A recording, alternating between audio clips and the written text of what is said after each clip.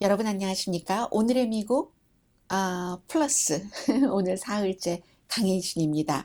오늘은 제가 지금 이제 사흘째 시험을 하고 있기 때문에 이렇게 저렇게 해보고 있는데 오늘은 오늘의 미국 그 정규방송 시간에 전해드렸던 것을 제가 원래 반복하는 걸 싫어하잖아요. 그리고 별로 그 뉴스로서의 여러분들께는 큰 도움이 되지 않기 때문에 그렇다고 해서 하루 동안의 뉴스가 완전히 바뀌는 때도 있지만 그렇지 않은 때도 있습니다. 그래서 오늘은 기본적으로는 아침에 정규 방송을 한 것에 그 맥락이 있지만 거기에 레이티스트 뉴스를 얹어가는 식으로 그렇게 좀 해보겠습니다. 그러나 또 아침에 뉴스를 듣지 않으셨더라도 크게 헤드라인 정도는 전부 정리를 해드릴 수 있는 뒷부분에는 그런 시간을 갖겠습니다. 트럼프 전 대통령은 하나도 변하지 않았다. 이게 이제 어제와 오늘 34개의 그 중범 혐의에 대해서 전부 기소가 되고 본인은 무죄를 주장한 뒤에 계속 느껴지는 겁니다. 하나도 변하지 않았다. 물론 약간의 움츠림 이런 건 있지만 내가 저지른 유일한 범죄는 우리나라를 파괴하려는 자들로부터 우리나라를 지켜내는 건데 나는 그 일을 하는데 두려움 없이 한 것. 나에게 죄가 있다면 이런 죄밖에 없다라고 얘기를 하면서 공화당 의회에 주문을 했습니다. 연방수사국 법무부의 기금을 줄여야지 된다. 이건 결국 자신에 대해서 여러 가지 그 혐의에 대해서 조사를 하고 압박을 하는 그런 그 기구를, 정부 기구를, 물론 연방수사국 이런 곳이 굉장히 독립적으로 일하는 면도 있지만 기금을 줄여야지 된다고 얘기를 했습니다. 연방수사국 안에 역시 그 일반대로 표현을 하자면 경찰력이 포함되는 거죠. 영장을 가지고 영장을 집행을 하고 수사를 하고 체포를 하고 하는 바로 트럼프 전 대통령이 어제 맨하탄 법원에 갈 때 이제 연방수사국이 다 개입이 되는 거죠. 그래서 이제 그런 일이 있은 하루 뒤에 이 트럼프 전 대통령이 그런 얘기를 했습니다. 범죄가 없는데 나를 왜 이렇게 괴롭히느냐 하는 얘기를 했고요. 민주당이 법 집행기관을 무기화한다. 물론 정치 무기화한다는 그런 뜻입니다. 그런데 사실은 법 집행기관에 대해서 연방수사국을 포함을 해서 기금을 줄인다고 해서 지금은 뉴욕 맨하탄의 검사로부터 기소를 당했기 때문에 아무런 이것과 상관은 없는 얘기입니다. 그리고 이제 트럼프 전 대통령이 오늘은 어제도 물론 연설할 때 얘기를 했지만 전부 무죄를 주장하고 본인의 플로리다 집으로 돌아가서 잭 스미스 특별검사 두 가지를 지금 수사하고 있죠. 본인의 기밀 서류를 플로리다주로 가져간 것, 그리고 의사당 사건에 대해서 트럼프 전 대통령이 폭동에 대해서 어떠한 역할을 했는가 하는 것을 기소 여부를 12월쯤에 결정을 할 것으로 보이는데 그 잭 스미스도 무척 비난을 했습니다. 그리고 이제 어제 그 트럼프 전 대통령이 플로리다주에 가서 판사 앞에선 정말 조용하게 침울한 표정으로 무죄입니다. 이런 정도만 얘기를 하고 트럼프 전 대통령도 공손했고 판사도 공손했고 했다고 하는데 뒤에 마랄라고에 가서 뭐 자녀들 다 나오고 큰 자녀들 그랬는데 와이프가 나오지 않았다라고 뭐 그런 얘기를 했는데 나오지 않는 게 당연한 것 아닌가요? 요즘 멜라니아 트럼프에게 조금 뭐라고 할까요? 미안하다고 말할 수는 없겠죠. 멜라니아 트럼프와 트럼프 전 대통령과의 그 부부 관계는 부부만 아는 것이기 때문에 서로 뭐 자녀도 있고 아들도 있고 여러 가지 뭐 사이가 어떤지 그건 부부들끼리만 할 일이고 그러나 지금 어제 기소된 34건 가운데 핵심 기소 건수가 전부 3개가 세트로 섹스에 관한 거잖아요. 섹스를 해서 혼의 자식을 낳은 것을 알고 있다. 그런 사람, 트럼프 빌딩의 도어맨에게 입막음용으로 3만 달러를 줬다. 또 다른 여성, 플레이보이, 그런 뭐 퀸 비슷한 이런 여성에게도 15만 달러를 줬다. 그리고 스토미 데니엘스라는 여성에게도 13만 달러를 돈을 주는 그 방식 같은 것은 전부 달랐지만 이게 완전히 뭐를 잡았다가 미끼를 잡았다가 놓아주는 그런 식이었었잖아요. 돈 주고 뭐 아무튼 맞게 본인에 대한 나쁜 정보는. 그래서 멜라니아가 없었다 하는 것은 거기에 나가고 싶었겠어요. 거기에 나오면 뭐가 됩니까? 그래서 그런 것은 너무 당연한 얘기를 이상하다는 듯이 그 뭐가 이상한 거 아니야 하는데 저는 너무너무 당연하다고 생각이 되고요. 이제부터는 아침에 다 보도를 해드렸습니다.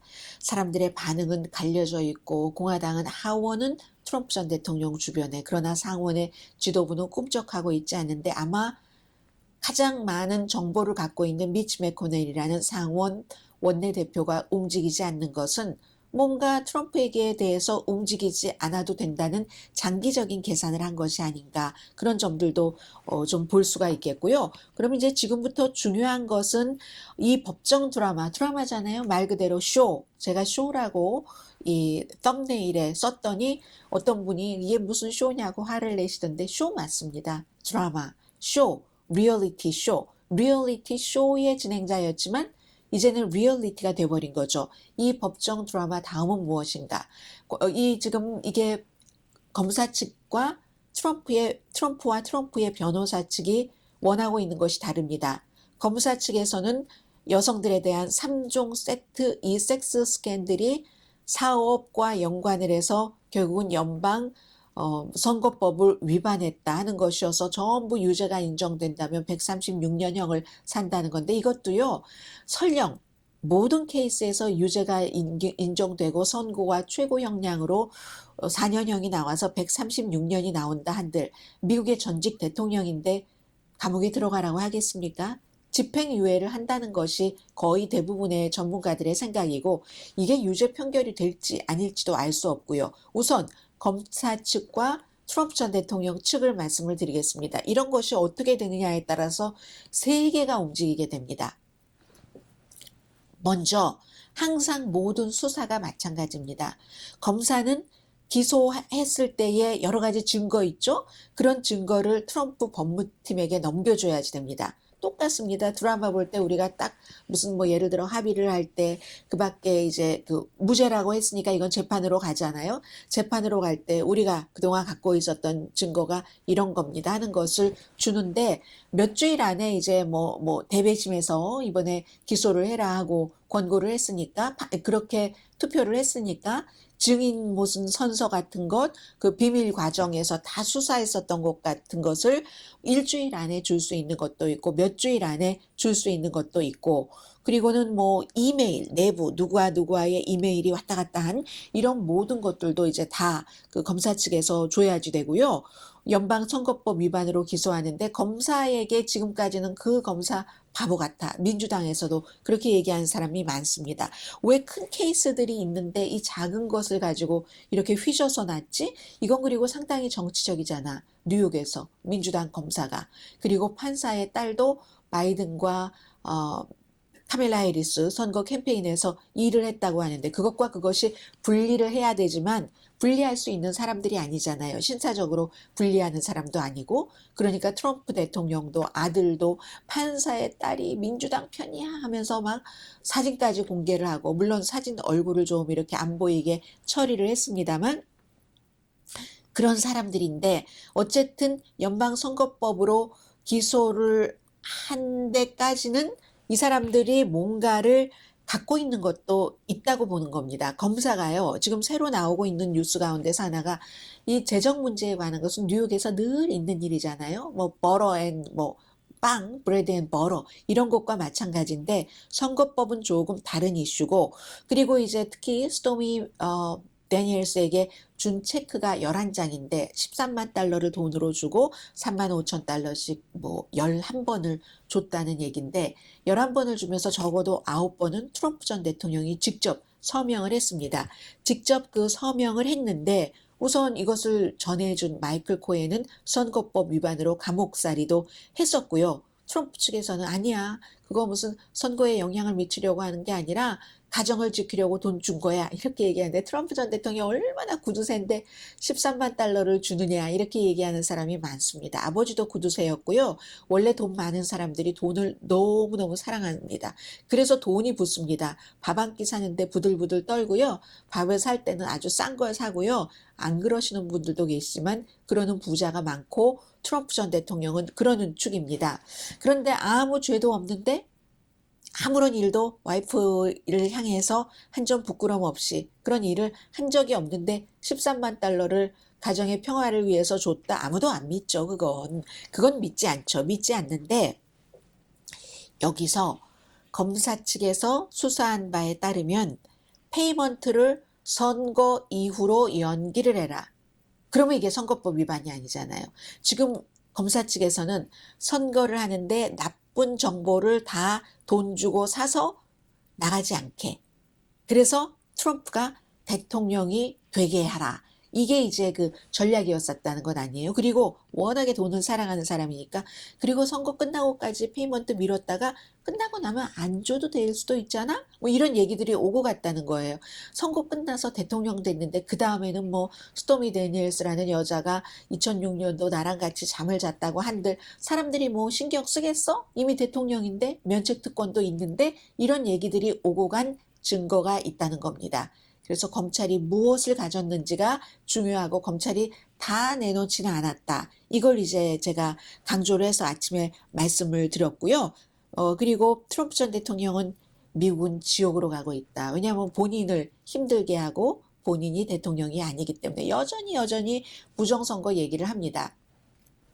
그리고 이게 이제 검사 측의 입장이고요. 트럼프 전 대통령 측에서는 이 케이스가 기각되길 원합니다. 당연히.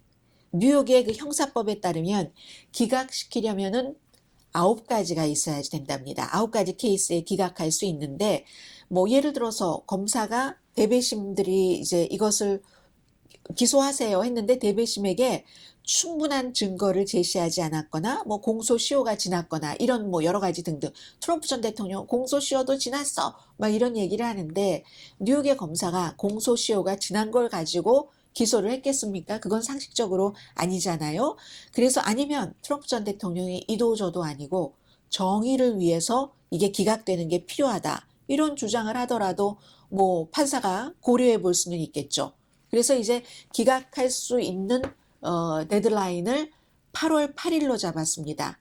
그리고 이제 기각되지 않으면 12월 4일 다음 이제 법정 출두 날짜로 잡았고 글쎄요 법정에 출두해서 본인이 어떤 입장을 얘기할 수 있을지 아니면 그 전에 어제 당장 법원에서 판사에게 개그 오더에 대해서 물어보신 분이 계시는데 재갈을 물린다 아무 말이나 함부로 하지 말아라 지금 진행 중인 이 케이스에 대해서 하는 얘기였었잖아요. 그런데 개그 오더는 없었습니다. 없었는데 그래도 아무 말이나 하지는 마십시오 하는 주의는 줬다고 하잖아요. 주의 같은 거 아무것도 소용이 없었습니다. 플로리다로 가서 한 얘기를 들으면 그래서 12월 2일에 법정 출두를 하게 되고 맨하탄에서 그 스탠트 아일랜드로 사실은 이 케이스를 이전하기를 원했는데 스탠트 아일랜드가 어떤 곳이냐면은 왜 노조를 만든다고 했을 때 거기서 노조를 만드는 투표를 하면은 그게 부결되는 그런 지역입니다. 가장 보수적인 지역이고 그에 비해서 맨하탄은요. 글쎄요. 공화당 트럼프 전 대통령을 지지하는 사람이 10% 당연히 안 될 것 같고요. 그렇습니다. 그런 곳에서 배심원을 그 구성을 해서 그리고 그 배심원들이 바로 이 그 엘빈 브래그라는 검사를 투표로 뽑은 그런 유권자들 가운데서 배심원이 나오는 거잖아요. 그러니까 사실은 이 케이스 자체는 다시 그 배심원이 판결을 한다고 할 때 검사 측에 기본적으로 유리한 것은 사실입니다. 국민 정서는 민주당까지를 포함해서 이 일로 이렇게 기소까지 하고 하는 것은 좀 너무한 것 같다 하는 것이 조금 더 많은 것 같고요. 아무튼 그렇습니다. 기각 안 되면 이제 재판에 가는 것이고 기각은 안 될 것이라고 보는 사람이 많은 것 같고 잠시 뒤에는 이 케이스에 대한 전망도 좀 전해드리겠는데 검사는 1월 달부터 그 재판을 시작하길 바라거든요. 왜냐하면 사람들이 이제 뭐 관심도 많고 여러 가지를 계산을 해서 그런데 그 당시에도 이제 법정 카메라를 어떻게 하느냐도 굉장히 이슈가 될 거고요. 어제는 스틸 카메라만 딱 그런 거 시작되기 전에 몇 분 동안 찍으라고 카메라 기자들에게 찍으라고 하고 그 몇 장의 사진만 계속 지금 돌고 있습니다. 그래서 만약에 재판이 될 때 이게 법정 다 생중계가 된다면 얼마나 세계적인 센세이셔널한 이슈가 되겠습니까? 아무튼 그렇습니다. 오늘 트럼프 전 대통령 변호팀은 그거 배심원 판결까지 안 가라고 얘기했지만 그건 아마 희망사항일 겁니다. 엘렌 더쇼위츠라는 아주 유명한 헌법 전문 변호사가 있습니다. 이 사람이 뭐 오제이 심슨 케이스도 맡았고요.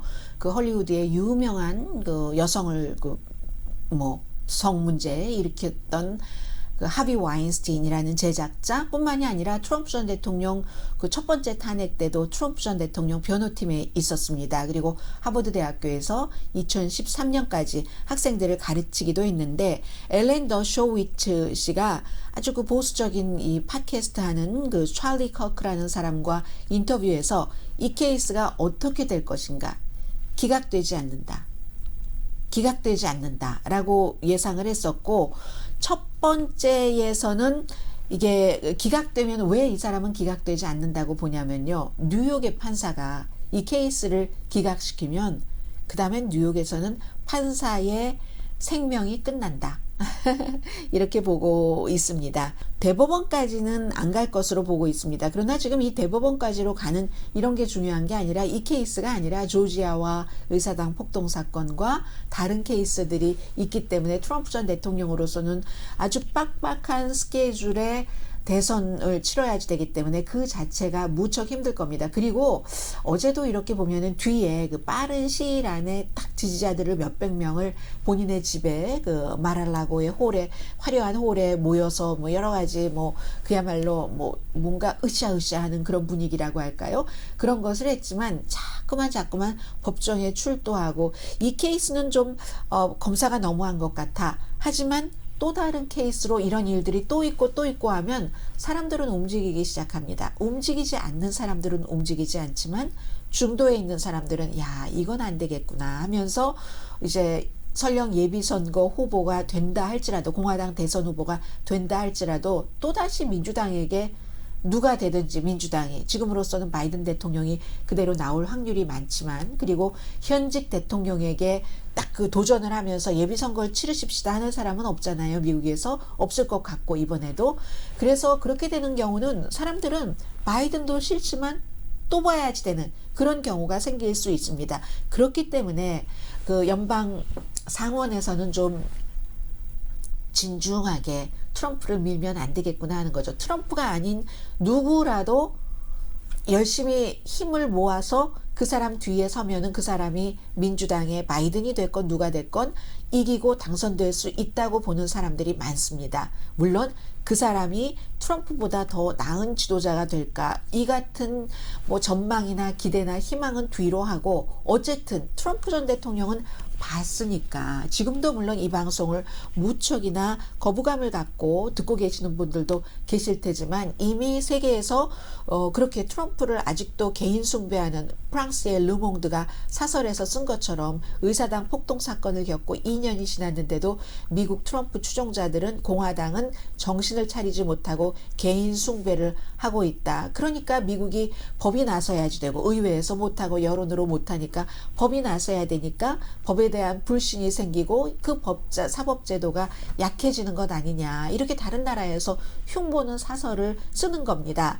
어쨌든 미국은 트럼프 전 대통령이 일단 다시 살아나는 것처럼 보이는 것 때문에 미국뿐만이 아니라 세계에서도 걱정하는 사람들 무척 많고요. 중간에 있는 사람은, 그를 신처럼 믿고 따르는 사람들은 뭐 언제까지나 어떤 이유로든 지지를 하겠지만, 중도파는 자꾸만 트럼프 전 대통령이 법정에 드나들고 하면은 마음이 변한다는 것이, 그게 이제 이것조차도 트럼프 전 대통령이 뛰어넘을 수 있을지는 모르지만, 그렇지만 그러기는 좀 힘들지 않는가라고 보는 거고요.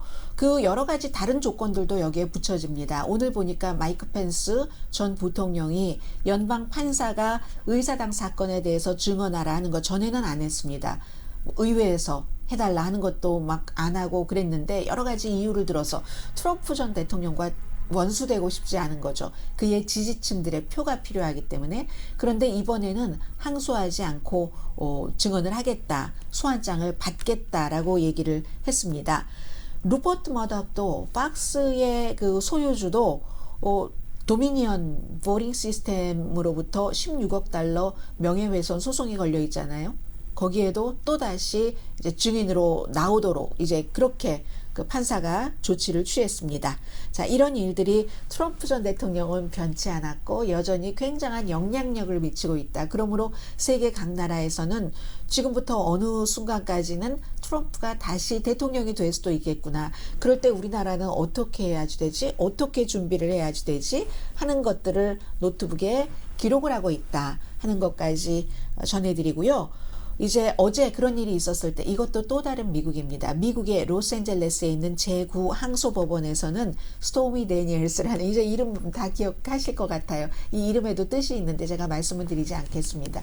스토미 데니엘스가 트럼프 전 대통령을 2018년도에 명예훼손으로 소송을 했습니다. 그랬는데 결국은 그 소송에서 졌거든요. 미국은 아주 복잡해서 이런저런 일이 있는데 그리고 더군다나 이 여성이 트럼프 전 대통령 측에서 본인이 어떤 언론 인터뷰를 하려고 하니까 아이에게 협박을 한다든가 소셜미디어에 협박을 한다든가 등등 이런 문제로 해서 그리고 나는 그 여자와 자지 않았다. 저 여자가 거짓말 친다. 사기꾼이다 등등 명예훼손으로 고소를 했는데 재판부에서는 당시에 어떤 판결을 내렸냐면은 과하긴 하지만 결국은 그것도 수정헌법 1조가 보장을 하는 표현의 자유 안에 그 안에 있다 하면서 이 트럼프 전 대통령 측에서 변호 비용을 쓰지 않았겠어요? 30만 달러를 변호 비용을 물어주라고 스토미 데니엘스에게 판결을 내렸습니다. 그랬더니 또 항소라고 돈 안 내겠다는 이런 법적 여러 가지 절차를 했는데 결국은요 어제 트럼프 전 대통령이 34개 중범 혐의에 대해서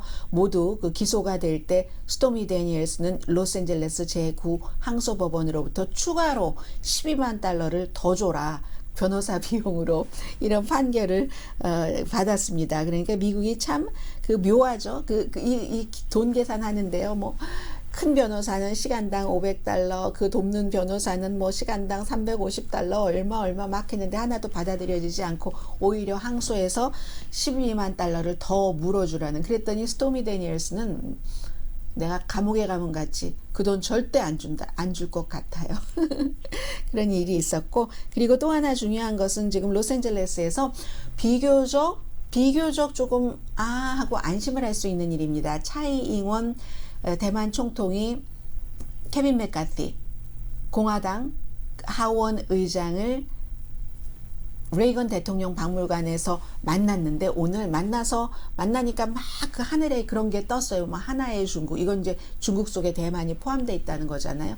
그런 것을 막 그림을 그리고 하는 것이 뭐 드론으로 띄웠겠죠. 띄우고 했었는데 그랬더니 차이 잉원이 민주주의가 위협받고 있다면서 미국이 우리를 더 지원해 줘야지 된다 이런 얘기를 했고 케빈 맥카티 하원 의장은 기자들이 물어봤어요. 미군이 대만을 군사적으로 방어해야지 된다고 생각을 하는가? 뭐 이렇게 얘기를 했더니 미국이 그러한 군사적인 충돌이 일어나지 않도록 하려는 게 미국의 최종적인 목표다. 그게 현실이 되지 않게 하는 게 대신에 무기 공급은 한다. 무기는 판다. 이런 얘기를 아무튼 했습니다. 그런데 제가 비교적 좀 괜찮았다는 것은 지난번에 낸시 펠로시 하원 의장이 대만을 방문해서 차이 잉원 총통을 만났을 때는 정말 삼엄했습니다. 이거 저는 그렇게 보도하지 않았지만 많은 매체에서는 정말 어떻게 전쟁이 일어날 수도 있어라고 여러분들 들으셨을 거예요. 근데 미국에서는 냉정한 분석가들은 그렇지는 않아라고 다만 중국이 강한 모습을 보여주는 거야 정도로 해석을 했거든요. 이번에는 낸시 펠로시가 대만에 가서 하원 의장 자격으로 차이 잉원을 만났을 때보다는 훨씬 가볍게 중국이 막상 이 미국의 하원 의장을 대만 총통이 만난 날 가볍게 대응을 했습니다. 뭐 대만 해협에서 대만하고 필리핀을 가르는 그런 해협에서 항공모함 무슨 산동함이라고 하던가요? 산둥함 훈련은 했다고는 아는데 그 수위는 지난해보다 훨씬 낮고요.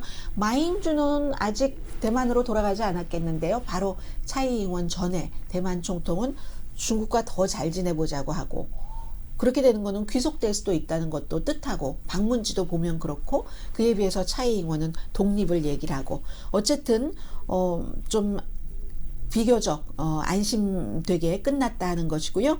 그리고는 오늘 제가 미국에서 중요했었던 것은 시카고와 위스콘신에서 각각 위스콘신 주 대법원 판사와 시카고 시장이 아주 진보적인 사람들이 됐다 하는 것, 이것도 이제 미국의 방향을 보여주니까 그런 뉴스가 있었고, 그리고 뭐 전기자동차가 테슬라가 이제 완전히 전성시대는 끝나는 것 같다, 뭐 이런 내용도 전해드렸고, 그와 함께 테슬라는요, 전 그 흑인 직원에게 어제 그제였었던가요, 320만 달러를 뭐 돈을 줬는데, 왜냐하면 샌프란시스코 연방법원이 그 배심원단이 판결을 내렸습니다. 캘리포니아주 부품 조립 공장에서 인종차별을 마구 했는데, 테슬라가 인종차별 심하게 하는데도 회사에서 조치하지 않는 걸로 유명하잖아요. 일론 머스크 스타일이죠.